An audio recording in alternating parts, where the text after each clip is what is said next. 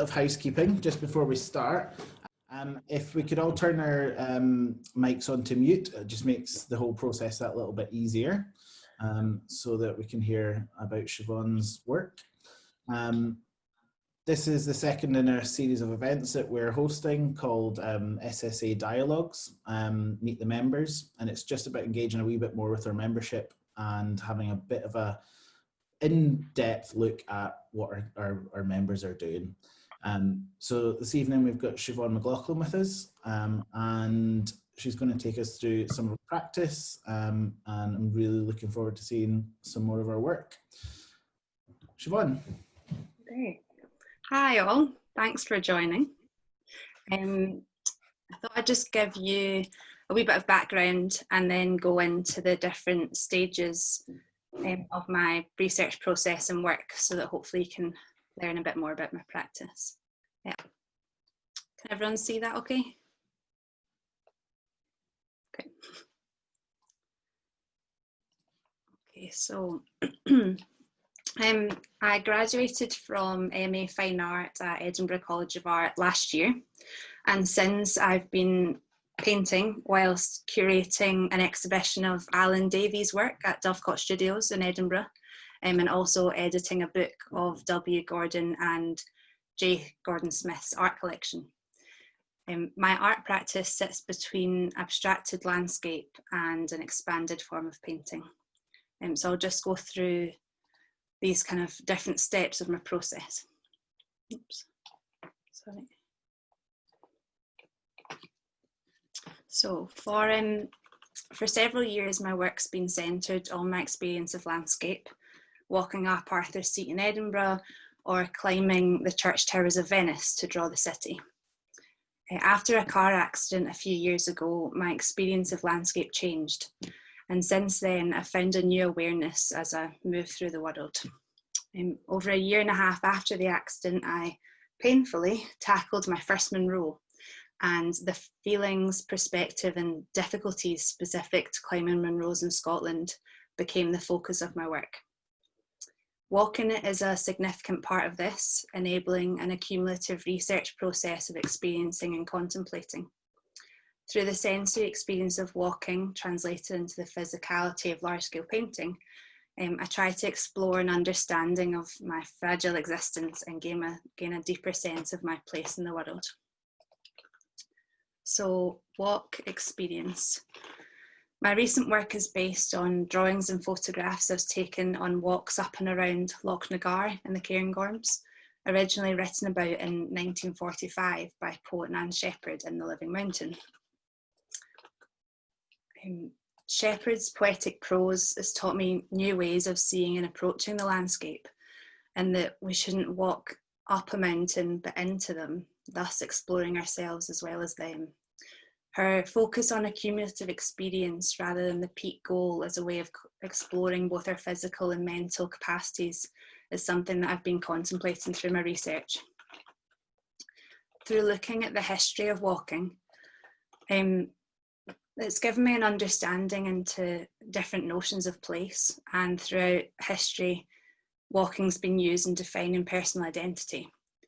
The methodology of walking into landscapes therefore being an intimate one that shares a past with female experience in opposition to the climactic goal of male writers, them prevalent in Shepherd's time, and one that has allowed me to confront my own physical limitations.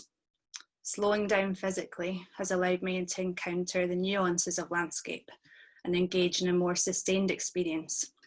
This has meant that my paintings don't capture a picturesque snapshot of a mountain, but rather an unfolding experience, or image of experience that abstracts the landscape. So draw, gather.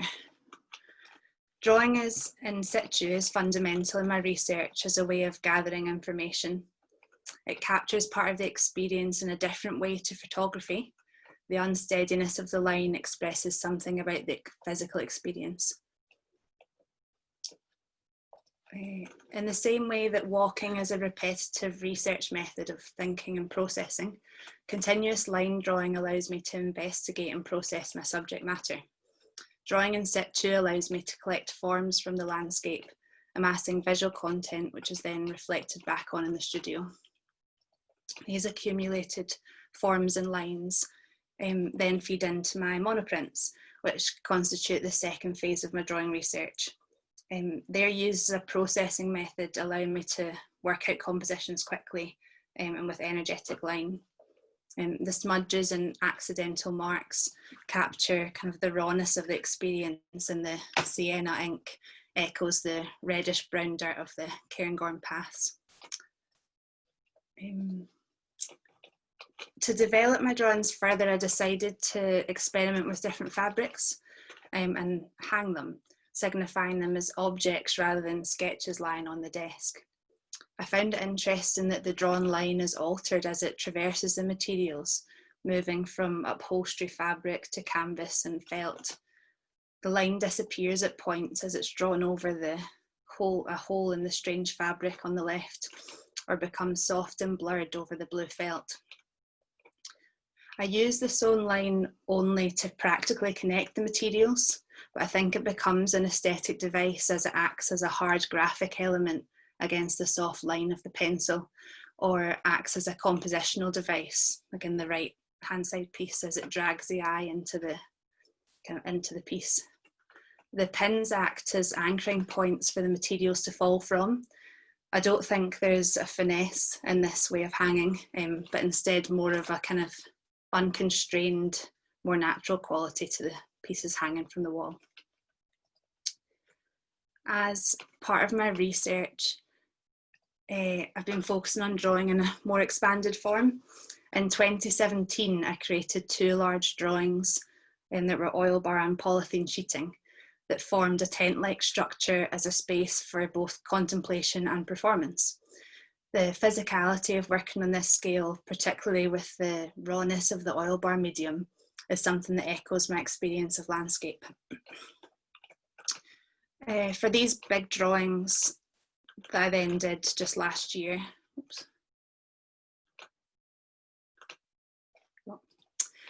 I used an alternative tool, which was a paintbrush on a dowel rod, to give physical distance between my body and the surface and allow for a less controlled line to be expressed.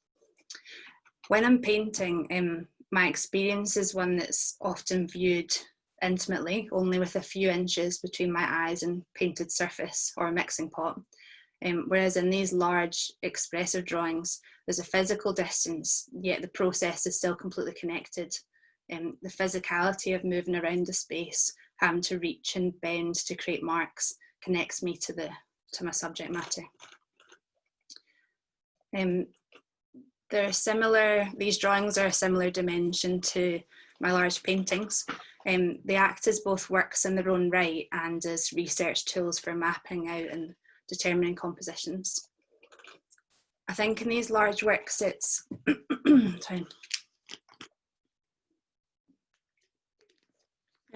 it's less about scale in terms of physical size, like bigger is better, and more about a scale of feeling.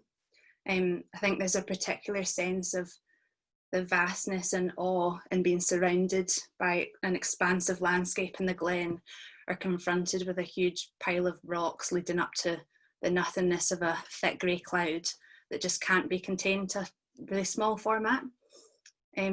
The scale of this feeling is expressed in the physicality of a large-scale drawing, the loose line and brush marks of the paint as it's pushed to the very top of a 4-metre high support. The continuous line drawing forces both me as the artist and the viewer to make a journey around the picture plane, with larger forms leading the eye into small areas of more complex lines. So now we're on to photograph, select, colour, analyse. While walking, I note the colours I see, gathering a particular spectrum for my paintings affected by light, weather and time. I think that there's something exciting in the unknown aspect of what colours will present themselves at a particular time. Again, I look at Nan Shepherd, her writing, like when she says here, by Lochnagar the whole facade is clear, sculptured in block and cleft and cornice, with which the light makes play. It's best at morning when the cliffs are rose red, precipice after precipice glowing to rose and fading again. And I have seen in the intense still summer heat, not only the cores, but the whole plateau burning with a hot violet incandescence until noon. I think that Shepherd's prose captures the excitement of what the landscape will present at any time. The sensation of seeing the landscape change as a sheet of rain cloaks the hills in blue, or the quality of the air shifts to a heavy grey mist. And I think although these hills have become a much more managed landscape since Shepherd's time, the colour remains the same. On my walk up Lochnagar, the weather shifted between radiant sunlight and stormy skies, and the hills became a vision of milky grey indigo, hot violet, Venetian blues with flashes of fiery rose red, just as Shepherd wrote in 1945. As well as noting the colours that I see, I use Photoshop to select colours to create a fuller palette. This way I take the natural colourings of the land, albeit mediated through technology, out of their original context, painting large areas of unexpected colour that shows that hills aren't just green and granite isn't just grey. The paintings elevate each colour so that a speck of heather becomes a bulbous form of unusual purple, or the reddish brown of dirt becomes heavy, grounding the painting and vibrating against the adjacent orange tones. Using Photoshop as a process that composes my colour palettes in a more neutral way, as opposed to romanticising the landscape. Although this process means that the colours are seen through technology, I think that a system is needed in order to maintain the integrity of what I'm trying to achieve. If I simply mixed the colours I thought were in the landscape or thought looked aesthetically pleasing, then I think the resulting painting would be lacking. Material Reexperience. Since 2016, I've moved away from painting on canvas as I wanted to move the sensory experience of large-scale drawings onto a slightly smaller scale, and found that the texture and tactility of found fabrics translated that for me. Found rather than bought material intrigued me as the element of choice was taken away. The unpredictable nature of the fabrics made them more interesting to work with, and economically it was more viable than creating a 4x4 metre painting from nice linen. I visited Donna Huanca's exhibition, Scar Symbols, in London in 2016, and that solidified my interest in alternative materials. Her natural pigments and rich fabrics were juxtaposed with clear acrylic structures during meditative performances, and this fully sensory experience really impacted me. The materials I use are mostly found from rummaging in the textiles department or discarded remnants of upholstery or industrial materials that have been given to me. My interest in non-traditional materials isn't consciously or purposefully against traditional painting. It's more that the process excites me. Each painting becomes a kind of investigation into what paint does on strange materials that weren't made for this purpose. There's a tension in the competing tautness and looseness of adjoining fabrics, and paint just falls through some materials and others soak it up, so new textures are always discovered. It invigorates the painting process and echoes my excitement in discovering the landscape. On reflection, I realised that one of the only materials that I've actually bought has been the polythene sheeting that I've been drawing on. I've been wondering if I chose it subconsciously because it links back to my colour research, as I think the eerie opaque air of a cloud has quite similar visual properties to the thick polythene sheeting. And in using this material, I'm maybe trying to mimic the experience of walking through this quality of air. The incorporation of materials has led me to consider more the visual or visible construction of my works and move towards a form of painting out with the confines of the stretcher, or using the stretcher as a bigger component of the painting. Marilyn James's frame paintings have been a reference for me for this. I think that James engages with the history of traditional picture framing in a new way, asking the question of what constitutes the work, and disrupting the traditional idea of painting as image on support. The frame becomes part of the work, not an addition for display, and usually the constructed structure acts as a grounding compositional device that's part of the image. This use of practical structures incorporated into the picture plane is something I've been looking at both in my use of fabric materials and the visible construction of my paintings, as you can see here with the laid out structure. In this piece, I used one of my previous 2017 drawings as a starting point. The black tape that you can see is a product of storing the previous drawing, but becomes a compositional device as it adds another layer to the painting. The tape on the front is a solid black graphic, yet behind the polythene it becomes a smudged line like the shadow of rocks or people while you walk through a cloud. Hanging from only 3 nails, this large piece holds weight. I think it's bold in its honesty from the untethered form, raw materials, and not covering up marks or errors, but allowing them to be valid. Writing on Marilyn James's work in 2016, critic John Yao noted that the holes, stains and scraped surfaces of James's paintings evoked vulnerability, a condition rarely seen in contemporary painting. And I think that my Lochnagar works fit into this kind of material vulnerability.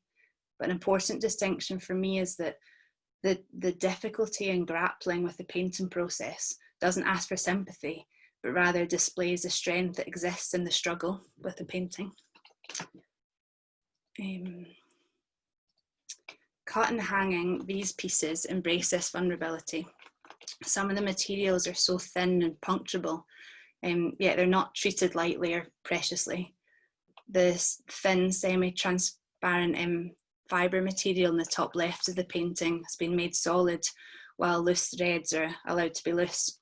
The hanging of these pieces gives them space, a bit like isolated islands, unrestrained. The untethered lower section of the painting hangs limp, unpainted, revealing the process of production.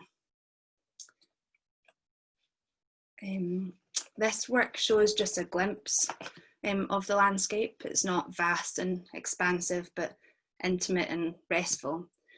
I think that the elongated format can speak to many things. When viewed as tall and expanded, the piece speaks to the height that was climbed of the Munro, and resembles a natural monolith like the Callanish standing stones on the Isle of Lewis. When seen as thin and gently hanging, it relates to our fragility in the world and could perhaps be seen as denoting a human form, particularly as a pair of works. There's a dialogue, forms are echoed between the pieces and colours traverse both surfaces, yet they're different. The taller painting on the right is rougher, there's frayed edges visible, drawn line is exposed, and the texture of upholstery materials look coarse.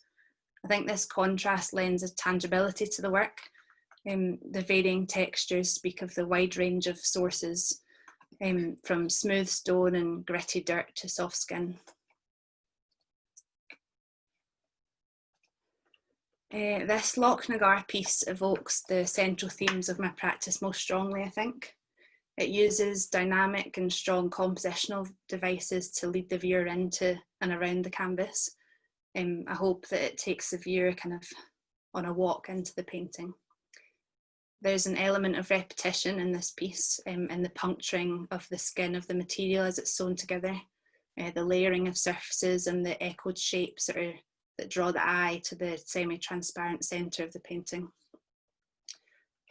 This is exhibited just last year.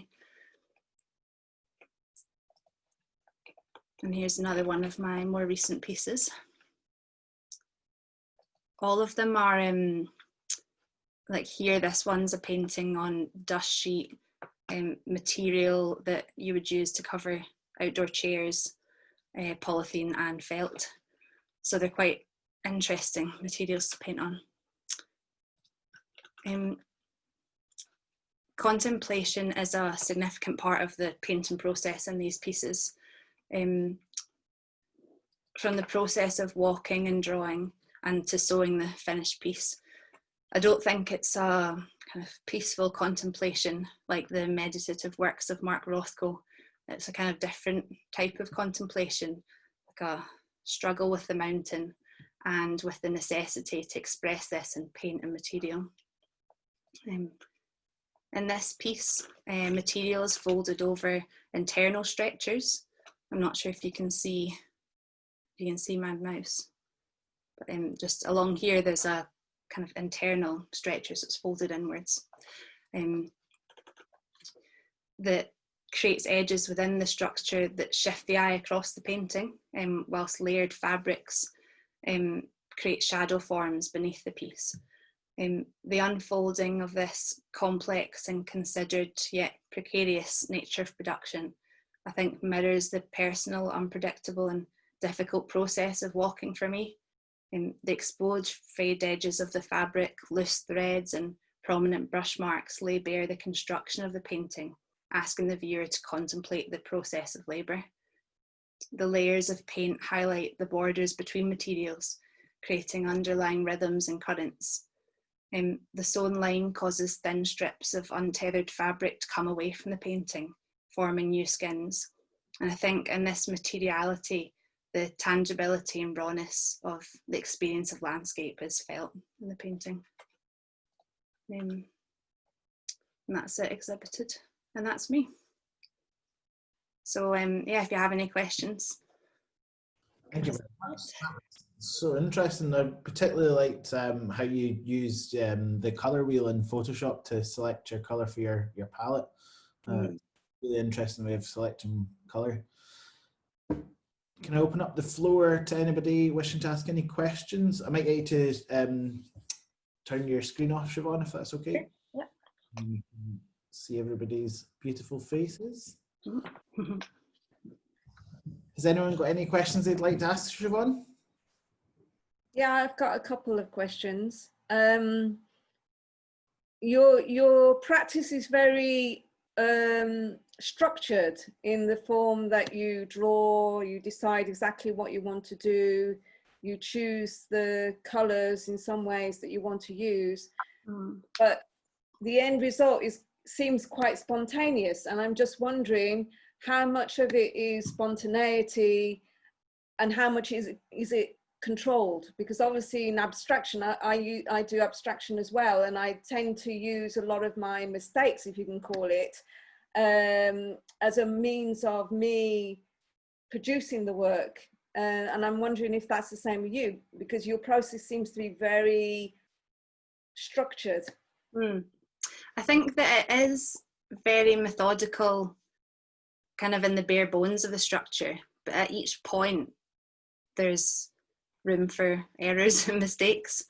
So for example, the large piece that I showed at the end there, I had this, what I thought was a really interesting idea of having an internal stretch or crease within the painting, but actually having if you usually stretch a painting, it's just that. Having to stretch internally meant that actually there was just a big bump in the middle of the painting where all the excess fabric was. So then that became an issue that I had to figure something out with, that then allowed for kind of more experimentation with how it looked. So I think that although it is structured, there's space for kind of growth within each. It's like a framework that you can then work within. And also, although I do give myself rules for a colour palette, I don't kind of map out what colours I'm going to put where. I put one colour down and then kind of intuitively work out what colour I want to go next to it. So I think there's that kind of like abstract freedom in the actual painting process. Can I ask another question?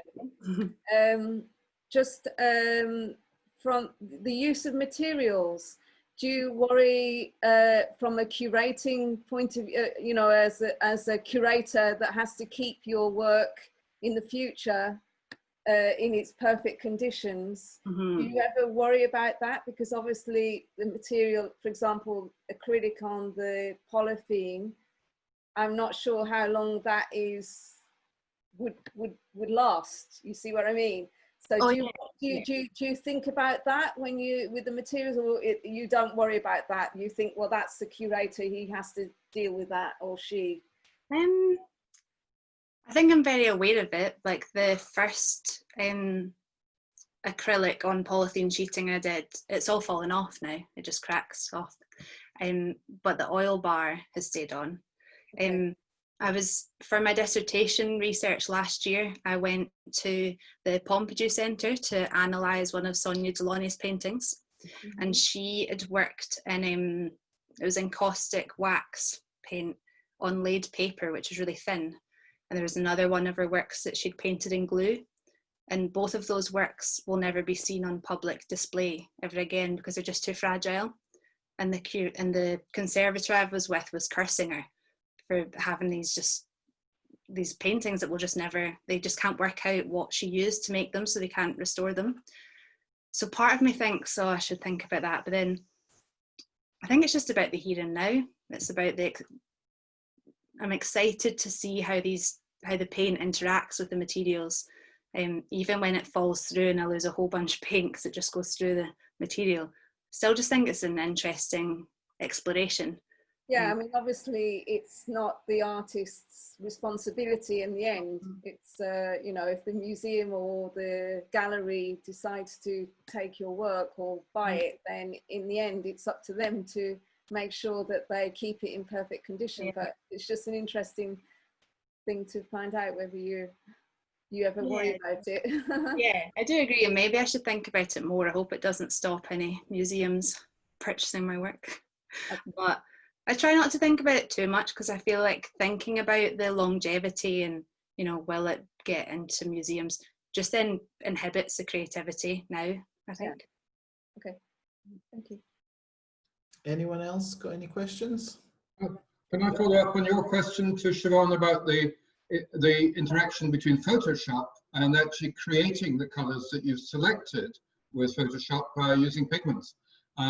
I mean, there are several issues, very interesting issues, as to whether or not it's easy to calibrate the screen on a computer to render the colors accurately in the first place. Presumably, what you're doing is trying to rather quickly select things which, however you view them on the screen, you find aesthetically pleasing. What about the next step? How easy is it for you to reproduce the sensations of what you see on the screen that you select in the materials you then use to create the painting? Do they come out the way you want them, or do they come out with their own life after transformation to real materials? I think that, well, they're quite complicated colours to try and make, and so it means the painting process is extremely slow, because sometimes I'll be mixing one colour for 40 minutes to try and get it to what I can see on the screen. And obviously what I see on the screen might be different to what someone else sees on the screen. Each screen will show colours differently because of the way computers are. Each camera will take it differently. So when I say the colours come from the landscape, they don't really come from the landscape, but I try to keep as close to it as possible. I try to keep the colours that I make as close to the colour that I saw as possible. But if there's some sort of, as you say, like if it takes a life of its own, I'm okay with that. And the colours do alter slightly in relation to the materials that I put down. So yeah, it does kind of evolve. But I try to have some sort of integrity because I'm not really into paintings that kind of romanticize Scottish landscape. I want it to be a kind of more, not serious, but a more valued thing, I think. Thank you, Siobhan. That's a good answer. I was wondering, have you done any research by getting other people to look at the paintings then and see whether your experience of the finished colour matches theirs, or do you find that different observers actually take different sensations from the colour space that you're producing from each other as well? I think it's all different. Like I did a talk for Bearsden Art Club a few months ago, and one woman in the middle of me speaking just shouted out, "I've climbed Ben Nevis and that looks nothing like a mountain." And I thought, oh, it's subjective. But then I had a couple come to purchase one of my works, and they saw the Lochnagar square painting in my studio, and the guy said, I've climbed that hill, I've been there. And he really related to it, which I didn't expect, because it is just it's like my experience. I know it doesn't look exactly like the place, but he had a really emotional reaction to it, so that was just the best thing. So yeah, I think it's really subjective. Thank you very much, Siobhan. Lovely to hear those thoughts. Good. Thank you. Any further questions? Could I ask about the performance side? You said that when you did work with the polythene outside, you had some involvement in performance. I was just wondering what that was like. It was so I had to do the performance. It wasn't initially my idea. We each had to do a kind of performance of our research while I was at art school, and at first I wasn't too keen because I don't feel like I'm very performative, but actually I really enjoyed it. The drawings in themselves were kind of the performance, and that when they're tied to the trees and there was a slight opening so you went inside, the wind kind of billowed them, so the drawings kind of moved and breathed. So it was just people were inside the space and the drawings were kind of moving, and they would look at the drawing really close up and then it would move away. And I think I also like recited some Nan Shepherd about the things that she'd wrote about like viewing the landscape far away and then close up, and kind of linking your sight to how you feel about it. And the So way that was further away and coming closer to you. Yeah. And at one point she says something about when you get to the top of the mountain, you should stand with your head between your legs and look upside down, because that will really tell you more about the landscape. So I was reading things like that, and upside down. Excellent. Thank you. Thanks. Thank you. Anyone else? I'll ask one quick question. I'm just wondering, obviously you talked about you getting materials from like the art school and stuff, and do you think now you've graduated that your work might slightly change as you start to source materials from different areas, and you've been more, I suppose you'll have more choice then, and maybe before when you chose a material just because you found it, whereas now you might start creating the work slightly differently? Yeah, I think that at the start I really enjoyed that the element of choice was gone. Like I had a few friends in textiles and I would just go into their rubbish, like the remnants bin, and take them. So obviously those materials were set by what all those fashion students or costume design students were making, and they were the materials I got. Now out of the art school, I've tried just going to like Remnant Kings or Mandors and using their remnants box, so that there's still an element of just kind of chance in getting the materials. I think you are right that now I don't have access to the same kind of source. It will definitely change. I'm trying I don't want the canvases to be kind of carefully curated before I paint on them. I want them to be not random, but I just want there to be more of an element of not me deciding, so that I can then respond to it, rather than carefully curating each like patch of fabric, because I just think the painting would then just seem all too like overdone, if that makes sense. Yeah, so technically, kind of another question I was going to ask you. So when you're making a painting, the drawing that goes on top of the canvas, do you do that beforehand, or is that just made up once you've got the canvas made, in a sense? Usually I'll do it beforehand. I'll sew the canvas and then I'll draw, but the drawing will come from the drawings I did on situ, like when I was up the mountain.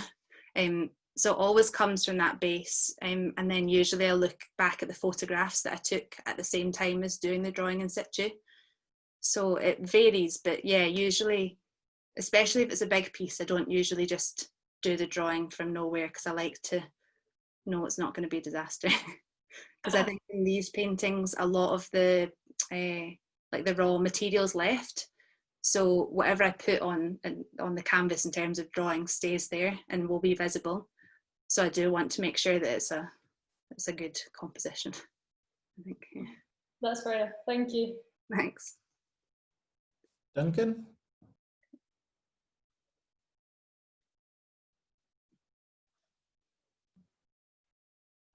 sorry, the audio wasn't working on my computer most of the time, so I couldn't hear you. So it's probably an obvious question, but I was wondering, when you're putting the canvas together, the fabric, are you hand sewing in the beginning, or are you using a machine all the time? Sorry, I couldn't hear what you were talking about. No, that's okay. So the first ever material painting I made was a few years ago, and it was like 5 foot by 6 foot. And I was really excited about this idea that I'd had, and I hand sewed the whole thing. So I thought, this is really lovely to do. And then I stretched it and the whole thing burst open. So usually now I sew it in the machine. And then if there's any really delicate materials or really thick materials that don't go into the sewing machine, I then hand sew them. If there's any kind of fiddly corners, I hand sew them. So a bit of both. Thanks. Thomas? Hello. It follows on from that question, really, and it's something I was really struck when you talked about contemplation as an act of struggle, which is, and the climbing up of the mountain and all of that. The other thing which fitted in for that for me was when you talked about sewing as puncturing the surface. It felt quite sort of not quite violent and not quite aggressive, but it's a real act. Mm-hmm. You just talked now about not wanting your sewn canvases to be too sort of precious, or not a word you use, but too kind of. I just wondered whether you see a connection between what you do with your materials and what's traditionally been women's work in terms of patchwork and sewing and cloth making and working with cloth and that repetition of stitching. Yeah, I think I make a really strong connection between, like, when you're saying about the puncturing. I think for a while I saw the sewing as, it's like a kind of repairing or mending, of like bringing myself back together sort of thing, and thinking while you're doing that and processing thoughts. I don't think I've connected it to like what's traditionally women's work. I think the only time I've thought about kind of gender roles in this is when I read a really good article saying that Anne Shepherd was so brilliant because all the male walking writers at the time just wrote about getting to the top the fastest, where she was really interested in exploring the mountain. So I think that the kind of the female viewpoint against the male there is really interesting to me.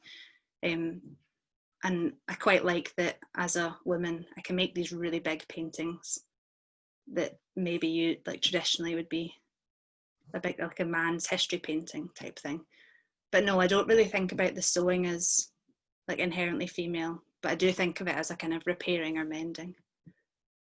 It's really nice because there's also that thing about the scale and the grandeur, and you're being inspired by these extraordinary landscapes that are sort of infinite, but there's still an intimacy in the act of stitching. Yes, yeah. Right down, which is really beautiful. Thank you. Thank you. Any last questions? Perfect. I'd just like to say thank you, Siobhan, for taking part with us this evening. Thanks very much for having me. A round of applause. It was really And thank you everyone else for coming and taking part in this evening's event. We'll be having 2 more next week with Christina Chan and Noel Griffin. So it'll be really good to see you next week.